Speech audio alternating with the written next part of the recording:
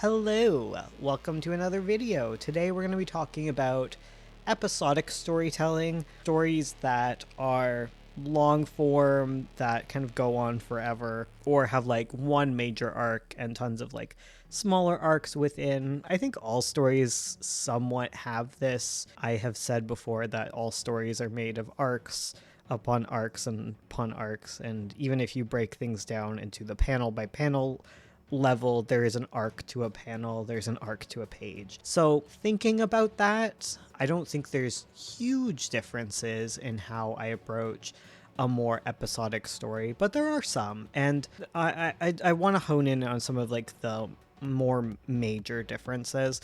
I'm going to talk a bit about Crow Story, which is which is one of my comics that is intended to be very long, very big, very non-centralized to one or two characters. It's supposed to be more far-reaching. I want it to have, when I was constructing it, I wanted it to have a whole bunch of like mini novellas within it, mini stories within it from all sorts of different characters. It's supposed to take breaks between characters to focus on other characters. It's a lot of work, I will say that much. And there are some other projects in similar veins where I've worked on creating more modular content as opposed to my stories like Avo, The Scourge of Nine Point to a lesser degree, as well as Magpie and Pretty Mouth, which are my other comics. My goodness, I have so many comics. Let's focus a little bit on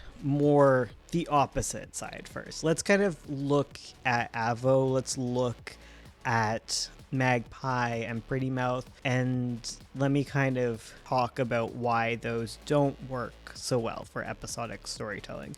For Pretty Mouth, a lot of the reason is it's a very small, very tight story. I could expand on it. I could get into all sorts of different characters. Magpie is a prequel to that story, so there is some amount of modular elements to it, but they're very tight, they're very character focused. They're not something where I want them to overstay their welcome.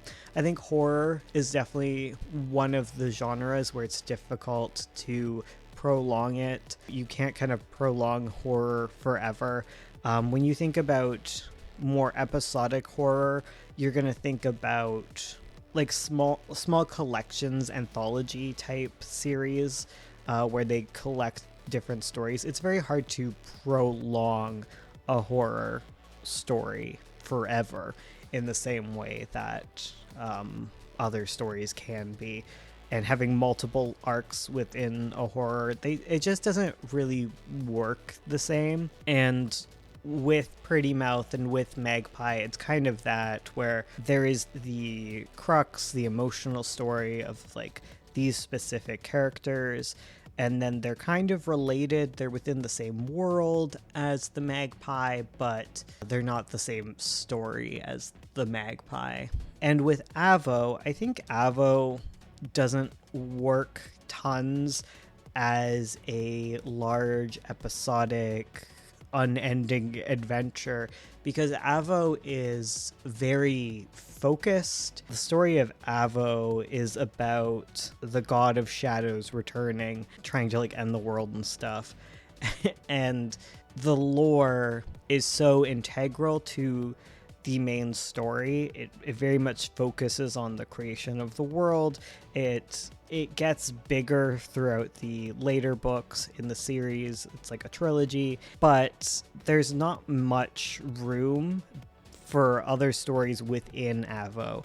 I think the reason for that is there is a very small select group of interesting people in Avo, and we follow the most interesting people within the world. Like, we're following the spirits who are like servants to the gods that created the world, and there are 77 of them, and they don't all have huge adventures to follow. There's a very contained story within Avo that's being told. When you want something that's more episodic, you need to create a world that's more open.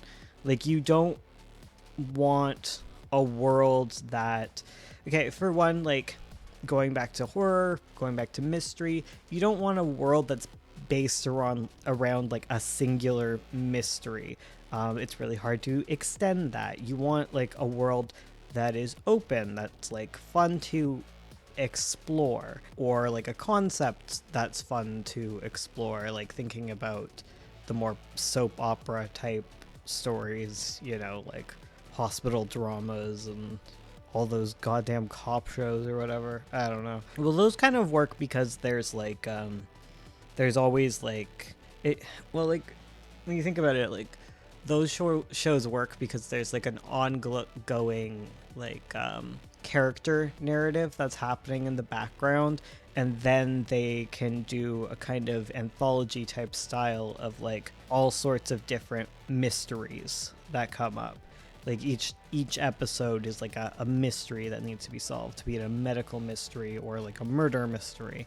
That's why those shows can work like that. But I'm talking more like fantasy, just because it's what I do mostly.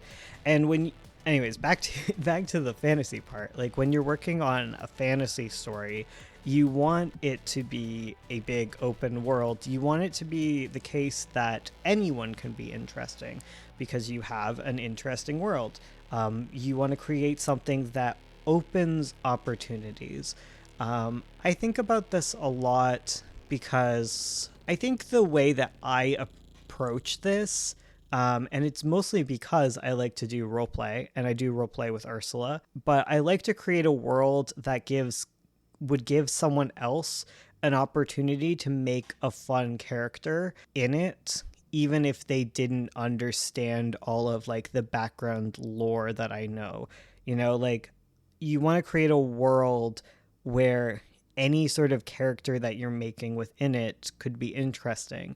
And you want to do this because it like opens possibilities for you. You want to have like a wide breadth of possibilities and different things to chase, because eventually, like if you clear out the main character's arc, which usually will happen if you're doing a very long story and doing multiple arcs or whatever, you want to be able to bring in new characters, new interesting elements, new stories, and having a world that's living, that's breathing, that's not so focused on like the seven gods or whatever.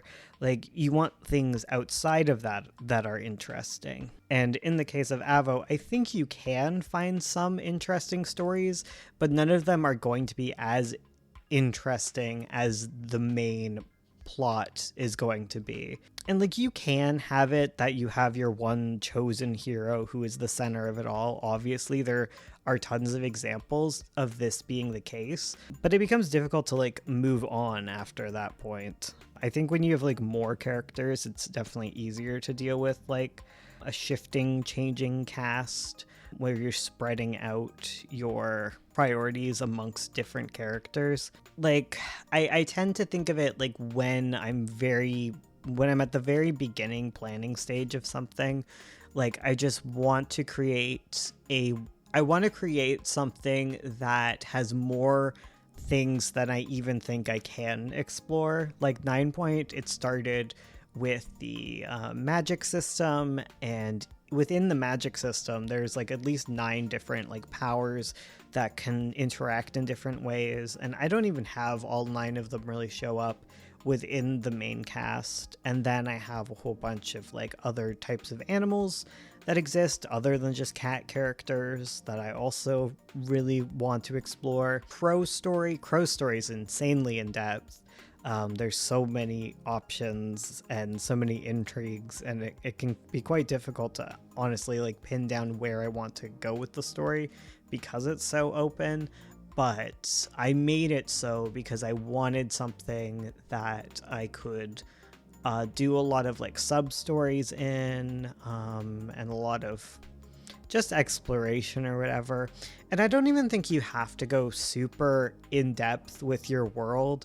You want to make something like high concept too. High concept will work as well, and then you flesh it out through adding characters. A lot of the times that's what I do with RPs, is I start with something very high concept and then I start adding characters into it, and a lot of the characters end up not really working for what I want the main main story to be like eventually, and then we just do a redo RP where we have like the rules more set. And usually when we're like devising a RP structure, we just look into like creating something where we will have the most fun. We've had stories where it's like, oh, what if there are alien wizards who study magic on Earth, and we just go with that. And then we slowly started fleshing out different like alien races and such. We do a lot of things with fairies. And then we do like different twists on fairies that we haven't done before, and it just goes on and on from there. I think I should talk separately about the structure of an episodic story. I think today I ended up talking a lot more about the foundation for something like that. And like I said, you don't need a fantasy world for this to work or whatever. A lot of the times you just need something kind of like high concept, something interesting, something where a lot of characters can show up. That's why settings like schools kind of work for this. Though I guess that gets odd. I guess you're ending up with like a time loop in those cases where you end up doing like way more than is actually possible in a school setting, because they end up staying for years and years and years. But that is more like a TV type thing where the status quo never actually changes and they're there forever. But yeah, I think I'll leave it there today. I am still tired. I got some sleep yesterday, so we're good there. But I do need a little more sleep before like I'm tippy toppers. I'm working on my next secret stream still. I know I keep saying that, but it's a lot of work, my secret stream plans. I think I might... I finished editing the first half of my stream compilation of them all, so that was a good achievement for today. So far it's like an hour and a half long, so who knows how long it's going to be. At least 2 hours, I think. At least 2. Anyways, I'm going to head off. Thank you so much for watching. Please leave a like and ask any questions you want to have answered below, because I love hearing your questions and they help my brain come up with ideas to talk about. Daily videos is hard.